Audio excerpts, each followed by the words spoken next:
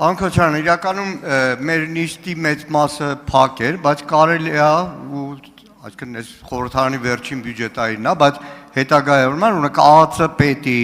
արտաքին հետախուզության պետի զեկույցները կարելի էր բաց նիստով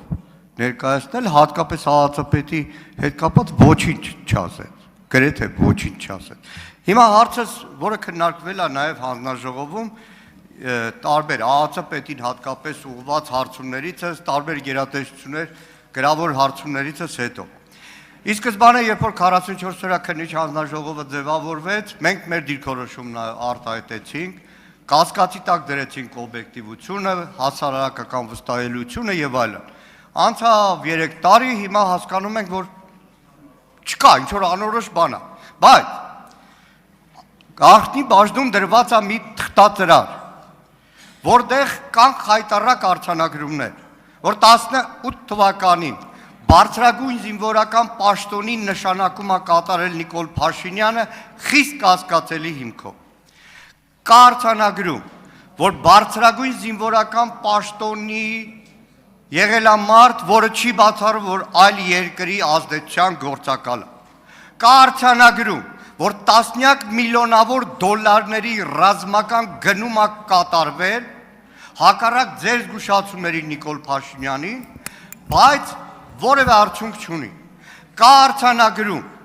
որ տասնյակ միլիոնավոր դոլարների հոբ համակարգ գնվել, որը անարդյունավետ է եղել, միակ դեպքն է, որ գլխավոր դատախազություն այդ ժամանակ գրություն եք ուղարկել, չկա հետևանք։ Ուզում հասկանամ, անկախ են բանից, այդ քննիչ հանձնաժողովի զեկույցը մտել է ուժի մեջ, չի մտել, բայց այդ ամեն ինչը գրած է ու դրած է ազգային ժողովում, լուծումը որն է, իրավապահները ոնց կարան այդ ուղղությամբ աշխատել։ Պարոն Մանուկյան, լուծումների մասին գոնե ես եւ դուք ունեցել ենք զրույցներ։ Լուծումը դա օրենքով նախատեսված ընթացակարգերն են։ Հիմա ժամկետի հետ կապված խնդիրը ինքներդ էլ իմ համար էլ շատ վիճահարույց է, որովհետեւ եթե ունենք նպատակ զեկույց ունենալու, մենք զեկույց ունենք։ Եվ այդ գաղափարից ելնելով քննիչ հանձնաժողովի որպես նախագահ զեկույց ուղարկել եմ ազգային ժողովի նախագահին, որից հետո ենթադրում է, որ այդ զեկույցը պետքա դրվի լիագումար նիստերի քննարկման։ Ես խնդրում եմ այս մասը ուշադիր եղեք, էլի։ Ես կարծում եմ, որ զեկույցի գոյությունը դուք հիմա նշում եք բաներ, որոնց ես պատասխան չեմ տալու, որովհետև անձամբ ես եմ գաղտնիության բանը դրել, հույժ գաղտնի, ես չեմ դրել խիստ գաղտնի, որովհետև այնտեղ ով որ կարդացել է, եւ ես կարծում եմ, որ լավ կլիներ, որ բոլորը կարդային,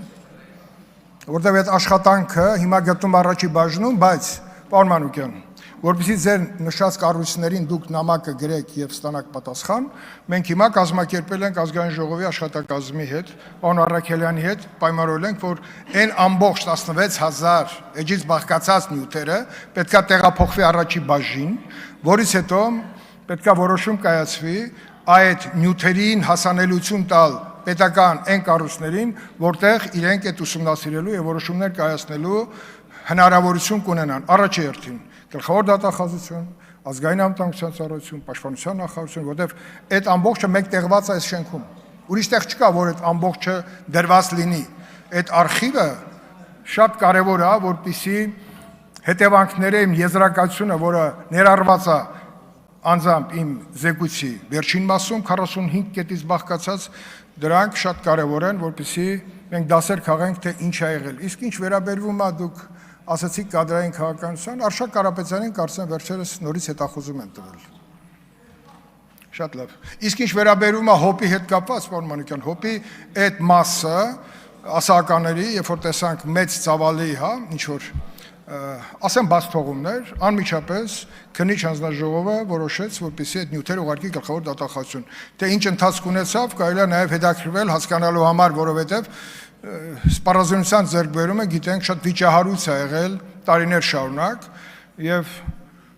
Դավիթ Գալստյանի մասին բոլորս էլ հայտնի է, լսել ենք, հետևում ենք, ուսումնասիրում ենք եւ կարծում եմ, որ բոլոր տված վնասը մեր անվտանգային համակարգին ով որ տվել է վնաս, պետք է պատժվի օր առաջ։ Ունեք արձագանք, համեցեք։ Բանկոչյան, Արշակ Կարապետյանի ամենագությանը չեմ ուզում անդրադառնալ, չեմ ուզում։ բայց նայեք, Արշակ Կարապետյանին ամենաբարձր պաշտոնների Բաբկեն Թունյանի հարևան Պողոսը չէր նշանակել։ Բաբկեն Թունյանի կողքին էր նշանակել։ Այսինքն հիմա այնիչում որ մեղադրում են Արշակ Կարապետյանին, դրանից հետո Արշակ Կարապետյանին նշանակել են ավելի բարձր պաշտպանության նախարարի պաշտոնին։ Հիմա դեռ ավելին, այդ ժամանակի գլխավոր շտաբի պետ վերանշանակել են այն մարդուն, որի մասին զեկույցում բավականին բաներ կա, հիմա չեմ ուզում դրանց անդրադառնալ, որ գերատեսչություն ասում եմ, եւ բայր, այսպիսի արձանագրումներ կա, ասում զեկույցը չենք ստացել։ Հիմա հասանելիությունը մեկ բան է, իսկ պարտադիր ուղարկելը մեկ բան։ Տիկին Սարգսյան, Քոչարյան Անդրանիկին չլսեք գաղտնալսումների հարցով եւ առողջ մրցակցության մեջ խնդրում եմ ԱԾ-ի հետ չմտնեք։ ԱԾ-ի գաղտնալսումները այսենց հայ ժողովրդին արդեն կերակրել են։ Հերիքա։ Խնդրում եմ դուք մնացած կարևոր գործերով զբաղվեք։ Ես մի հատ արձագանքեմ, եթե թույլ տաք։ Գաղտնալսումների մասին օրենք կան թումած։ Դուք ասում եք օրենք խախտենք։ Չեղա, պարոն Մանուկյան, դուք միշտ օրինապաշտ մարդ եք եղել, խեք դες բաներ անում, չի կարելի այդպես։ Պարբերաբար։ Տիկին Սարգսյան, շարժում ենք օրենքով եւ ֆինանսների նախարարին ես կխնդրեմ, որպեսզի աջակցի այս խնդրի լուծմանը։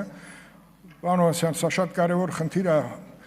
Մեր աչքը ջուր լցվեց, պետք է տեսնենք սա։ Շատ լավ։ Պարոն Մանուկյան,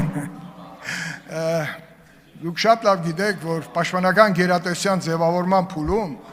մենք կադրերի խիստ պակասի պայմաններում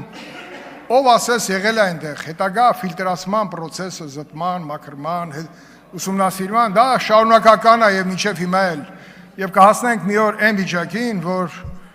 ուսադիր կրող մարդը չի կարա երբևիցե հանդիսանա մեկ այլ պետության ցանկալի մարդ։